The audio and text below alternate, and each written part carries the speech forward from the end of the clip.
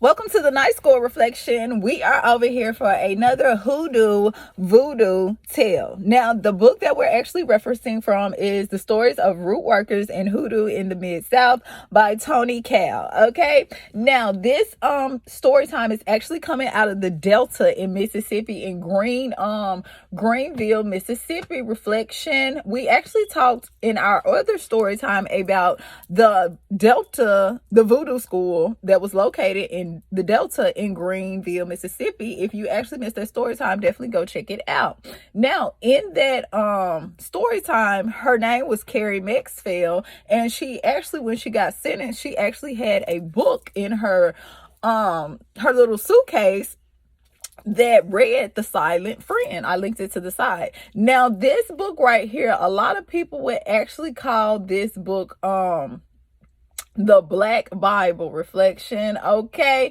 so with that being said, let's talk a little bit more about The Silent Friend. Okay, it says the discovery of the book The Silent Friend among the inventory of root workers in the Mid-South is fascinating facet of the culture.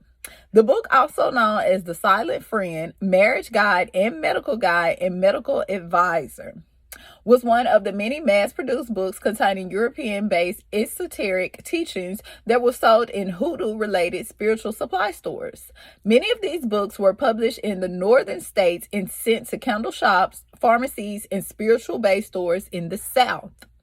The Silent Friend was published by the Chicago-based D. Lawrence Company, which produced a number of esoteric titles.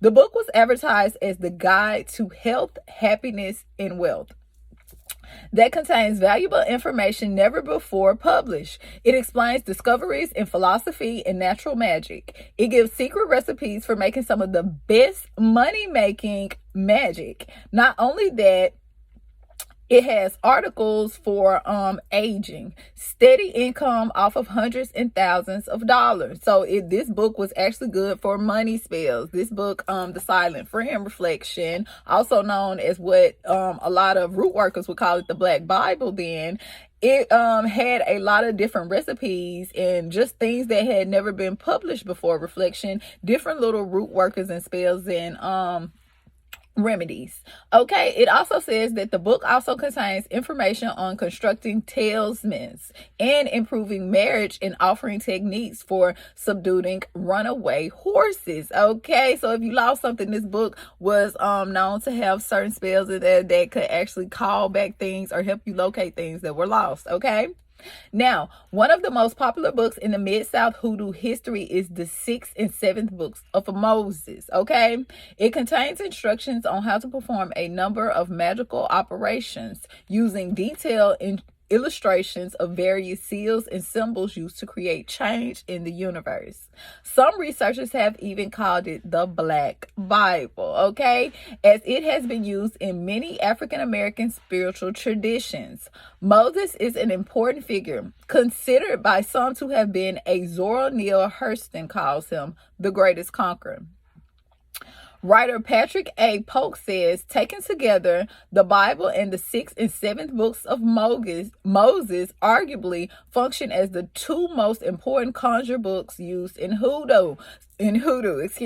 So they're actually saying that we all know that Psalms in the Bible is really a book full of spells. Reflection is really a book full of spells if you actually go through and you actually read the words carefully. It's not what you read, it's how you read it. And it's also saying that the 6th and the 7th book of Moses is actually a book of spells as well. Reflection. So did you know that? Did you know that the conjurer and the root workers would actually use those particular books? They combine them together. They would actually call that their Black Bible, because it would literally be their go-to to do their do you believe in magic? Okay, so did you know that? Reflection. So drop in the comments and let me know if you have heard of this story that is actually coming out of the Delta. Hit the like and subscribe button, because you never want to miss out on another story time. You just never know what hoodoo or voodoo story time we have and what city is coming up next. So with that being said, reflection, until next time, Ashe.